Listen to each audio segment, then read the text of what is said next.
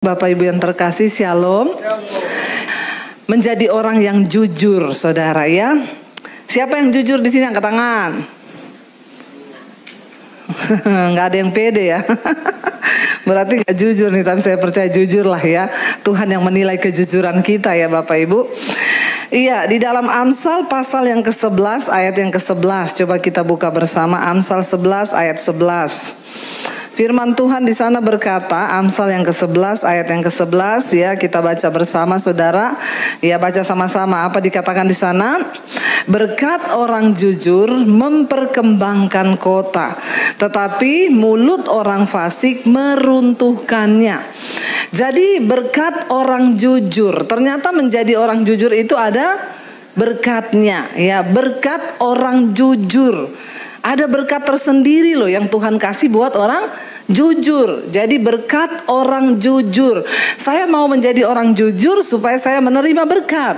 Amin. Berkat orang jujur itu memperkembangkan kota. Kita berdoa supaya Indonesia memiliki pemerintahan yang jujur. Makanya setiap malam di Mesbah Doa kita berdoa buat Pak Presiden Jokowi, wakilnya, lembaga-lembaga negara, TNI, Polri. Satu yang kita minta agar mereka menjadi orang benar, orang jujur. Kenapa? Karena ketika para pejabat di atas negeri ini hidup jujur, maka Indonesia menjadi negara yang berkembang, semakin berkembang, semakin berkembang. Sebaliknya kalau di negara kita ini pemerintahnya fasik, maka jangankan berkembang, runtuh ya bangsa ini. Firman Tuhan berkata kebenaran meninggikan derajat bangsa, tetapi dosa itu menjadi noda bagi bangsa. Kalau di dalam keluarga para suami engkau menjadi bapak-bapak yang hidup jujur, maka Alkitab berkata rumah tanggamu itu akan semakin berkembang. Amin. Kalau engkau menjadi pengusaha yang jujur, maka bisnismu akan menjadi bisnis yang berkembang. Jadi ternyata berkat orang jujur itu membuat sesuatu berkembang. Apa yang kau lakukan dengan tanganmu akan berkembang. Tapi satu syaratnya, jadilah orang yang jujur ya. Apalagi saya memulai dari masalah keuangan ini. Dulu saya khotbah di sini, saya sudah pernah katakan suami istri ya harus saling tahu PIN ATM-nya berapa. Sudah dilakukan atau belum? Sudah ya Pak Iwan. Ya. Kemarin saya pelayanan ada seorang suami yang bilang gini, oh saya selalu loh Bu, kalau saya itu ya misalnya mau naik pesawat diumumkan cuaca buruk, ya saya WA istri saya nomor ATM saya itu PIN-nya ini, nanti password IG saya ini, password Facebook saya ini. Saya bilang terus nanti kalau pesawatnya nggak jatuh Bapak pulang semua password dirubah lagi, PIN-nya dirubah lagi. Ini bertobat ini kalau kayak gini. Jadi cuma kalau dalam ancaman saja. Ya karena pernah ada kejadian saudara, suaminya meninggal, istrinya nggak tahu PIN ATM, sampai mau beli peti aja nggak bisa. Itu kan parah ya. Akhirnya pinjam uang dulu, nanti kalau sudah ya sempat waktu panggil, itu urus buka PIN ATM tak gampang loh. Harus ada polisi, harus ada pengacara ya Pak ya, baru dibuka. Padahal tuh punya suaminya sendiri. Ya jadi jangan ada ya kita nggak jujur suami istri dalam hal keuangan. Kalau dalam hal keuangan saja kita sudah tidak jujur, maka apalagi dalam hal yang lain. Makanya saya mau kasih tahu dulu nih, dari hal keuangan dulu kita perbaiki rumah tangga kita, baru kita bisa menjadi jujur dalam hal yang lain. Ya, saya dengan suami saya itu saling tahu. Saya tahu PIN ATM-nya dia tahu PIN ATM saya. Saya tahu password HP-nya dia juga tahu password HP saya. IG nggak pernah ada yang dikunci. Itu untuk meminimalis kita tidak ada perselingkuhan dan jangan ada dusta di antara kita. Yang ada hanya kejujuran. Amin. Suami saya bawa kartu ATM-nya, tapi saya pegang mobile banking-nya. Jadi biar dia gesek di mana saya tahu. Ini tadi buat beli apa? Oh ada ini pengeluarannya ini. Saya tahu itu namanya kita belajar jujur dalam rumah tangga. Kalau kita hidup jujur maka rumah tangga pasti diberkati. Jangan suami istri nggak tahu keuntungannya berapa. Disembunyi di kaos kaki lagi duitnya. Ya, dia bilang tuh loh Bu, istri saya ini salah menikah. Saya menikah sama perempuan yang pintar cari uang. Uang saya sembunyikan di mana, dia temukan semua Bu. Saya taruh di kaos kaki, dia cari, di buku dia cari. Memang istri saya ini pintar cari uang. Ya, jadi mari kita jujur dari hal yang perkara yang kecil dulu. Kalau kita sudah jujur dari itu, maka yang lainnya kita belajar. Supaya apa saudara? Karena ada berkat orang jujur. Amin. Ada berkat orang jujur. Ya, kalau hidup kita penuh tipu muslihat, lari kanan kiri, aduh ya, boro-boro berkat saudara, yang ada itu kutuk, yang ada itu penderitaan. Ya, keluarga tidak diberkati, usaha nggak diberkati, makanya banyak orang datang, Bu, kenapa ya nasib saya begini-begini terus? Ya, mungkin kamu belum jujur di hadapan Tuhan. Ya, mari kita berusaha menjadi orang yang jujur karena ada berkat orang jujur. Nah, hari ini saya pengen ambil satu contoh di dalam Alkitab. Siapa orang yang jujur di Alkitab? Mari kita buka 2 Tawarik pasal 31. 2 Tawarik pasal 31 ayat yang ke 20 dan 21. Kita baca 2 Tawarik pasal 31. Baca bersama. Ini tentang Raja Hizkia, saudara. Baca 1, 2, 3. Demikianlah perbuatan Hizkia ini udah ayat yang keberapa ya? Di seluruh Yehuda. Ia melakukan apa yang baik, apa yang jujur, dan apa yang benar di hadapan Tuhan Allahnya. Dalam segala, kita baca 1, 2, 3. Dalam setiap usaha yang dimulainya untuk pelayanannya terhadap rumah Allah dan untuk pelaksanaan Taurat dan perintah Allah, ia mencari Allahnya. Semuanya dilakukannya dengan segenap hati, sehingga segala usahanya, apa firman Tuhan bilang? Berhasil. Saudara, firman Tuhan berkata, ya, Hizkia tercatat sebagai salah satu orang di Alkitab yang hidupnya jujur. Ya, dia dikatakan dia tuh jujur. Inilah perbuatannya. Dia melakukan apa yang baik, apa yang jujur, apa yang benar di hadapan Tuhan.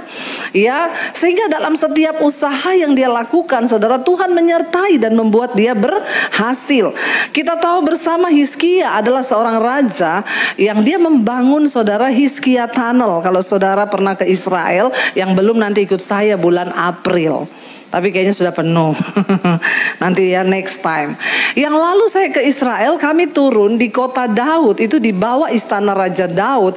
Turun sampai berapa meter ke dalam, itu ada yang namanya terowongan Hizkia. Hizkia membangun sebuah terowongan air di bawah tanah ketika zaman pada waktu itu Raja Sanherib akan menyerang Yerusalem. Saya itu membayangkan ketika kami turun itu kan jauh, saudara yang sudah pernah pergi ya. Itu jauh ke dalam, saudara. Kita masuk di dalam gua batu. Di situ ada terowongan yang lebarnya hanya selebar badan kita, dan di situ isinya air, airnya selutut.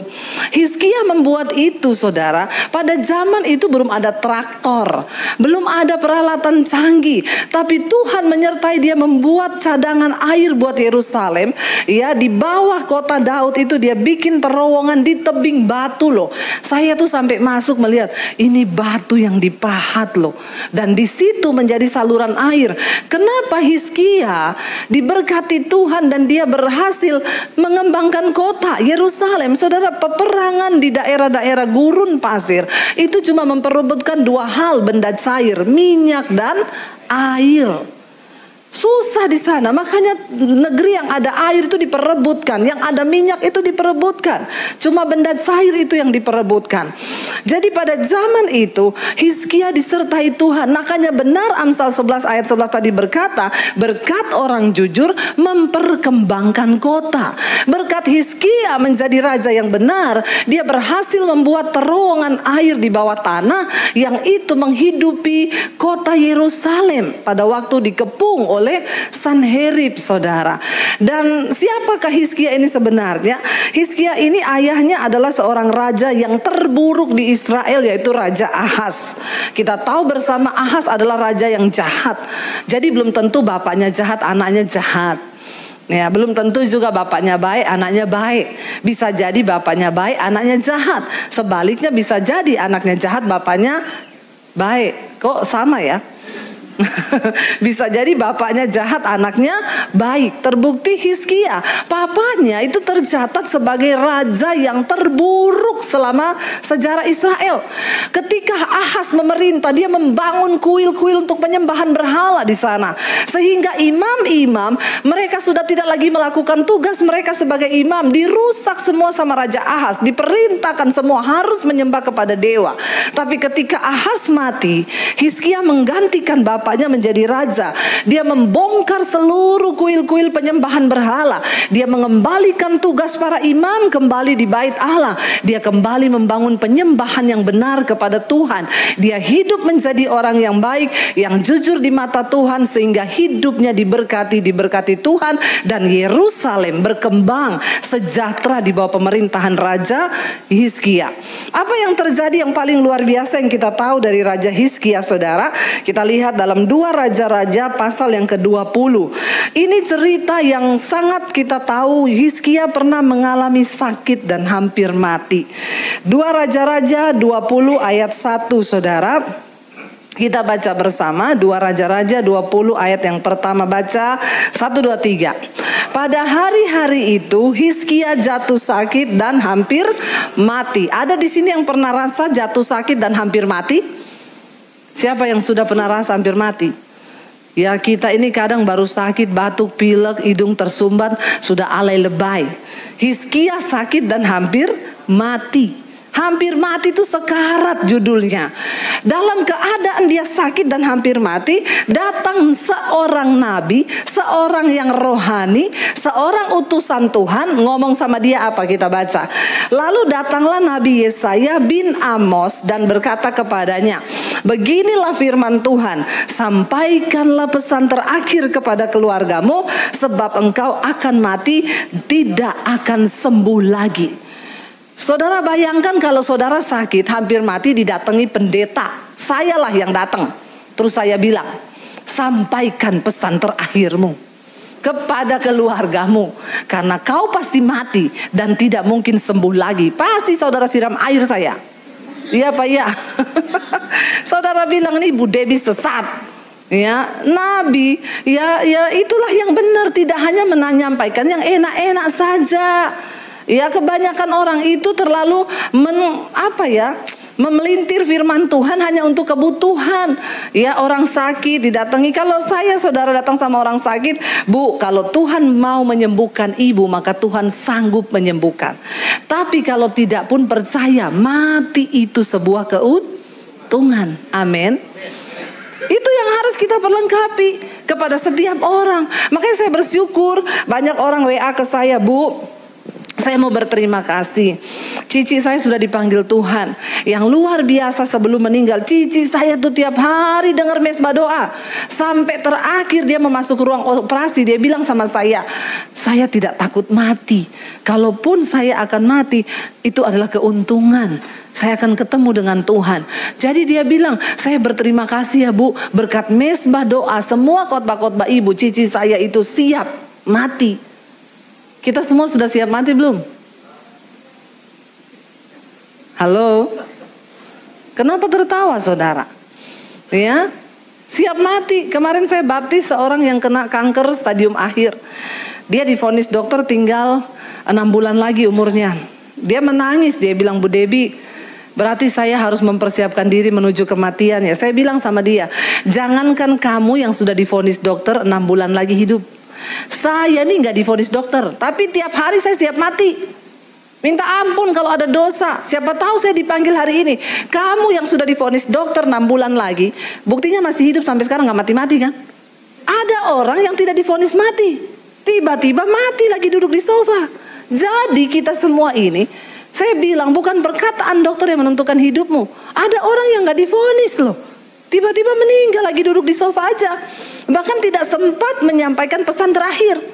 Ini bagus kan? Yesaya datang ngomong, sampaikanlah pesan terakhir kepada keluargamu. Itu tadi kasih tahu pin. Ya, supaya jangan sudah sekarat baru sudah nggak bisa bicara, minta pulpen, minta ini mau tulis pin ATM. Ya, masih sehat kasih tahu. Karena kita nggak tahu kapan kita. Jadi karena kita tidak tahu, kita harus siap. Mulai dari sekarang. Jangan tunggu divonis dokter. Hidup ini gak ada yang tahu.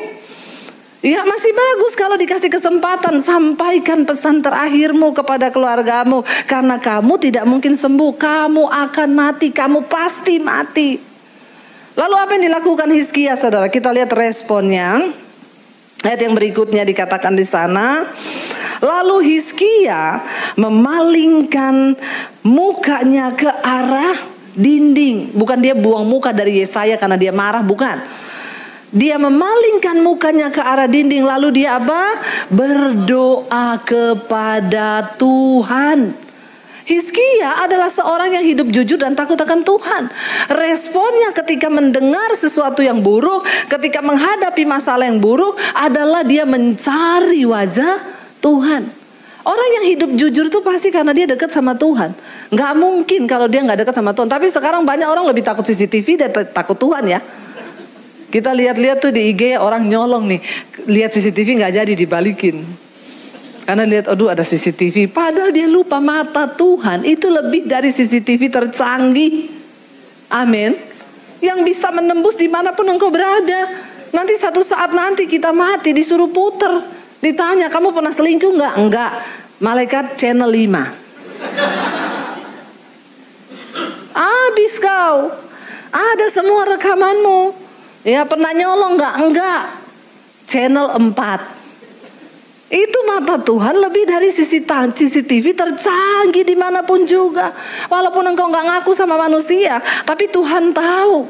Suami-suami, istrimu gak tahu hidupmu di luar sana, tapi Tuhan tahu. Semua terekam dalam CCTV-nya Tuhan.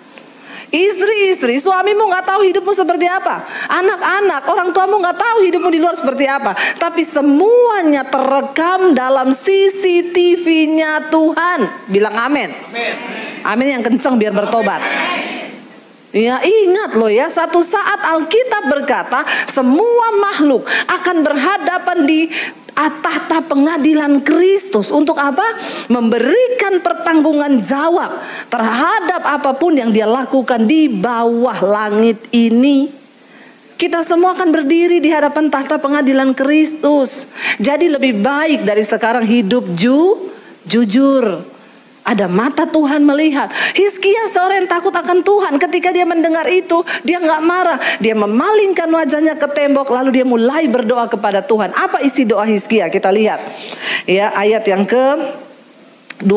Jangan cuma, ayat yang ketiga. Jangan cuma menuntut-nuntut Tuhan. Hizkia engkau berikan hidup 15 tahun lagi. Maka aku pun iya. Lihat dulu isi doanya Hizkia baru kau tiru-tiru. Orang Kristen itu pintar meniru. Dia nggak tahu apa itu doa Hizkia. Apa doanya Hizkia sampai Tuhan mendengar. Apa yang dia bilang sama Tuhan. Baca bersama 1, 2, 3. Ah Tuhan, ingatlah kiranya bahwa aku telah hidup di hadapan-Mu dengan setia dan dengan tulus hati alias jujur. Dan bahwa aku telah melakukan apa yang baik di mata-Mu. Kemudian menangislah Hizkia dengan sangat. Itu isinya doanya Hizkia. Dia gak minta apa-apa, dia cuma ingatkan Tuhan. Tuhan, ingatlah aku ini loh Tuhan. Kiranya Engkau mengingat aku. Aku ini telah hidup benar di mata-Mu. Aku ini telah hidup jujur di mata-Mu Tuhan. Aku ini telah berbuat yang baik di mata-Mu. Ingatlah itu.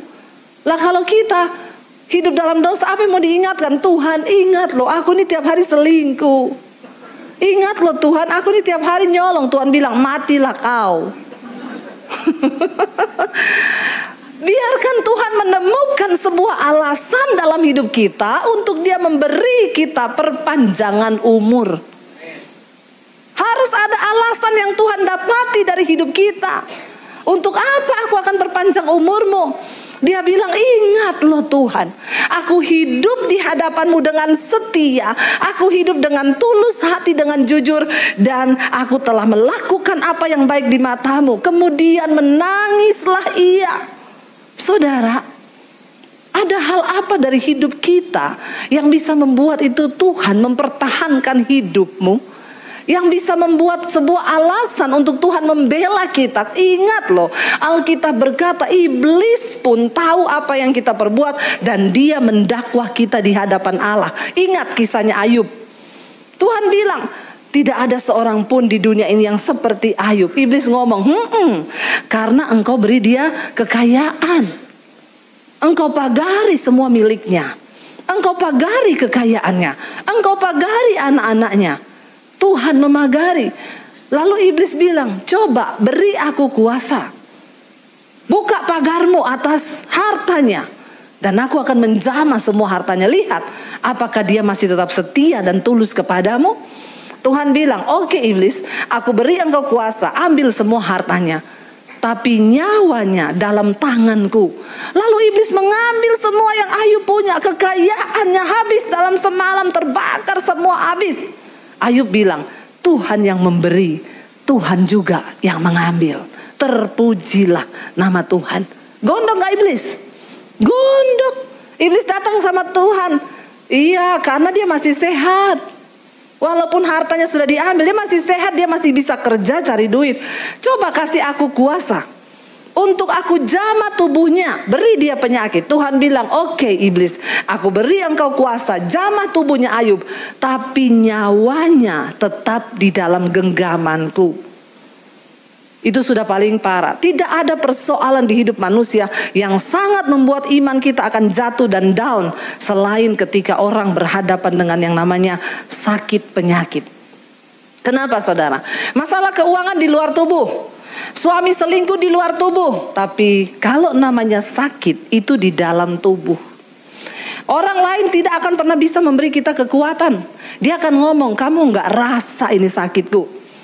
Aku yang rasa. Kemarin saya di Surabaya ketemu dengan seorang ibu. Dia bersaksi dia kena kanker saudara. Ketika belum kena kanker, ibu ini sosialita. Tiap hari jalan keluar pakai tas ratusan juta. Bergaya, penampilannya seksi, semua belahan terlihat. Kalau malam jam 10 keluar dia dugem. Anaknya masih kecil, halangi dia di mobil. Mami jangan pergi. Dia buka kaca, minggir gak lu? Mami tabrak kalau gak minggir.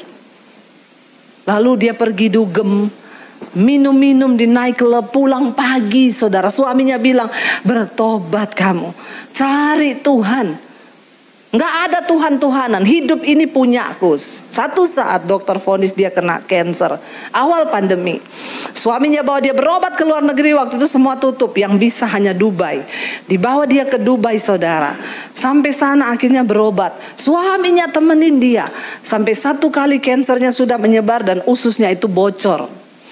Waktu ususnya bocor, kotorannya akhirnya tumpah kemana-mana, harus dibolong perutnya, dipasang kantong. Akhirnya dia mengeluarkan kotoran dari kantong. Saat kantongnya penuh, yang bersihin suaminya. Ya, dia bilang, saya tutup hidung bu, saya tutup muka dengan bantal, saya aja jijik dengan kotoran saya. Tapi suami saya bersihin itu semua.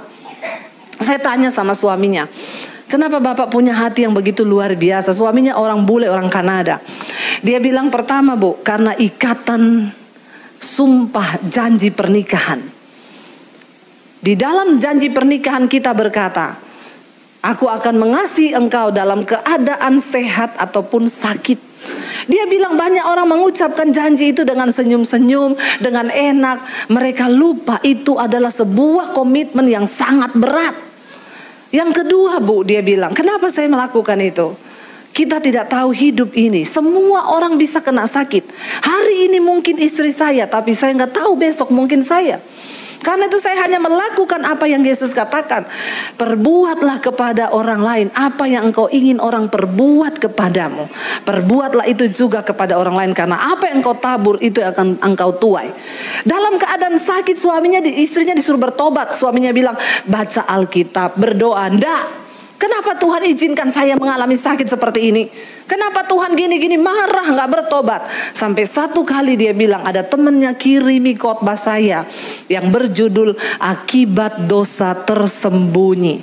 Itu khotbah sudah ditonton jutaan orang dan banyak yang bertobat saudara. Saya bersyukur, ya gak tahu kenapa Tuhan taruh saya bikin khotbah itu. Dan dia bilang, waktu saya dengar itu khotbah, saya dijamah Tuhan. Saya nangis tersungkur minta ampun sama Tuhan. Dan sejak hari itu saya dengar mesbah doa, saya dengar mesbah syukur. Tuhan ubahkan saya, Bu. Dia bilang saya tidak pernah lagi bersungut dan komplain sama Tuhan. Yang ada tuh saya bilang, Tuhan terima kasih Tuhan. Kalau aku tidak kena sakit begini, mungkin aku lagi sehat, masih dugem, tiba-tiba aku mati, jiwaku binasa. Tapi karena aku kena sakit ini, aku mencari Tuhan. Dan dia bilang kepada saya, Bu Debbie, sekarang saya sudah siap mati, Bu. Kapanpun Tuhan panggil, saya sudah siap. Itulah kemenangan iman. Amin, saudara. Ketika orang menemukan Tuhan, ya, dia mencari Tuhan. Biar Tuhan menemukan sebuah alasan dalam hidup kita untuk dia membela kita. Lalu saudara, akhirnya Hizkia bilang, ingatlah akan aku Tuhan. Ayat yang berikutnya di sana dikatakan, Alkitab berkata apa saudara? Kita kembali pada ayat firman Tuhan tadi. Ya, itu isi doa Hizkia ya. Jadi jangan kita bilang ini Hizkia saja ditambah umur. Ada alasan nggak bagi kita untuk berkata seperti itu? Ya, tetapi Yesaya belum lagi keluar. Jadi Yesaya itu sudah mau pergi dari kamarnya Hizkia. Dia baru sampai di ruang tengah di pelataran. Tiba-tiba Tuhan berfirman kepada Yesaya. Apa yang Tuhan bilang? Ayat yang kelima. Baliklah, kata Tuhan, kembali kepada Hizkia. Katakanlah kepada Hizkia, raja umatku, beginilah firman Tuhan Allah Daud, bapa leluhurmu, telah kudengar doamu dan telah kulihat air matamu. Sesungguhnya aku akan menyembuhkan engkau pada hari yang ketiga. Engkau akan pergi ke rumah Tuhan. Ayat yang ke-6 di sana dikatakan, ya, ayat yang ke-6 saudara. Aku akan memperpanjang hidupmu berapa? 15 tahun lagi. Dan aku akan melepaskan engkau dan kota ini dari tangan Raja Asyur. Aku akan memagari kota ini oleh karena aku dan oleh karena Daud hambaku. Saudara lihat, Tuhan mendengarkan doa Hizkia. Bahkan dia bukan hanya disembuhkan, diperpanjang 15 tahun. Dan bukan hanya itu, berkat orang benar memperkembangkan kota, Tuhan kasih bonus. Dan aku akan melepaskan kota ini dari tangan Raja Asyur. Musuh terbesar pada zaman itu adalah Asyur. Raja Hizkia sedang memerintah dalam kepemerintahannya dan itu tidak mudah. Tetapi Tuhan berjanji, jangan takut, aku yang akan memagari kota ini dan akan memberikan engkau kemenangan dari Asyur. Dan apa yang terjadi saudara? Tuhan menggenapi. Ya, beberapa tahun kemudian orang-orang Asyur kembali dan mereka ya mengancam Yerusalem. Mereka mengejek nama Allah orang Israel. Mereka mengancam akan menguasai dan menyerang Yerusalem. Raja Hizkia ya, dia pergi ke bait Allah dan berdoa kepada Tuhan agar Tuhan membebaskan bangsa Israel dari kepungan orang Asyur. Dan apa yang terjadi saudara? Ketika dia berdoa pada malam yang sama ketika Hizkia berdoa, Tuhan berfirman lewat Nabi Yesaya, dikatakan di sana, pada malam yang sama ketika Hizkia berdoa, malaikat Tuhan sudah aku utus untuk membunuh 185.000 prajurit Asyur di kemah mereka. Malaikat Tuhan yang membunuh 185.000 prajurit Asyur mati di tenda, tidak dengan peperangan. Karena doa dari seorang raja yang hidup jujur di mata Tuhan. Amin. 150.000 dibunuh. Ketika Raja Sanherib mendengar pasukannya mati dibunuh malaikat, dia menjadi takut. Lalu dia tarik seluruh pasukan mundur ke daerah Niniwe. Dan akhirnya mereka menetap di sana. Saudara lihat, waktu kita menjadi orang yang jujur dan hidup takut akan Tuhan, maka Tuhan yang akan berperang menggantikan kita. Jangan takut. Mari kita percaya bahwa kita punya Tuhan yang besar, Allah yang dahsyat. Asal kita mau sungguh-sungguh hidup jujur di hadapan Tuhan, kita mau sungguh-sungguh mempersembahkan semua hidup kita kepada Tuhan. Tuhan berkata, akulah yang akan menyertai engkau. Saudara, bagian kita hari-hari ini, ayo beresi apa yang belum beres. Jangan takut tentang hari depan. Waktu kita bertobat hidup jujur. Saya bukan hanya berkhotbah, saya mengalami bagaimana campur tangan Tuhan di dalam hidup saya. Ketika kami komitmen untuk terus melayani Tuhan, percaya kepada Tuhan. Bahkan apa yang tidak mungkin. Saya melihat pembangunan sekolah misi. Luar biasa Tuhan turut bekerja. Ya, sudah mulai pembangunan di bulan Januari yang lalu. Semua Tuhan cukupkan. Tiba-tiba pabrik kasur telepon saya yang siapin kasur. Distributor Panasonic saya yang siapin semua lampu dan merek Panasonic. Orang telepon, Bu, saya akan siapkan ini semua. Dan hari ini saya mau bersaksi depan saudara, Tuhan sudah mencukupi semuanya. Saya tidak perlu cari dana. Saya nggak perlu meminta-minta. Nggak ada nomor rekening, saya pampang di YouTube. Waktu kita hidup tulus dan jujur di hadapan Tuhan, berkatnya itu mengalir. Sampai uang saya yang saya sudah siapin untuk pembangunan, Tuhan bilang gak usah keluar, simpan aja dulu buat yang lain. Loh, kita gak tahu apa yang Tuhan kerjakan loh. Ya, ketika kita mau tulus dan jujur di hadapan Tuhan, ayo ikuti Tuhan, saudara. Jangan setengah-setengah. Saya undang para imam musik maju ke depan. Kenapa, saudara? Karena kita tahu Tuhan itu sanggup, ya, menjawab doa kita lebih dari yang kita doakan. Dia sanggup menjawab pergumulan kita lebih dari yang kita harapkan. Kita percaya, saudara, bahwa bagi Tuhan itu tidak ada perkara yang mustahil. Ya, bahwa bagi Tuhan itu semua mungkin asal kita mau sungguh-sungguh serius hidup dengan jujur dan takut akan Dia. Mari kita bangkit berdiri bersama. Kita naikkan pujian ini. Ya, Yesus mendengar lebih dari yang kita doakan asal kita sungguh-sungguh hidup takut Tuhan. Hizkia hanya meminta kesembuhan, tapi Tuhan beri bonus, diperpanjang 15 tahun. Bonus lagi, Tuhan menyertai pemerintahannya, melindungi Yerusalem dari bangsa Asyur yang jahat. Hari ini apa yang sedang ada di depan kita, percayalah bahwa Tuhan itu sanggup. Dia mampu, saudara, menyelesaikan segala perkara di hidup kita.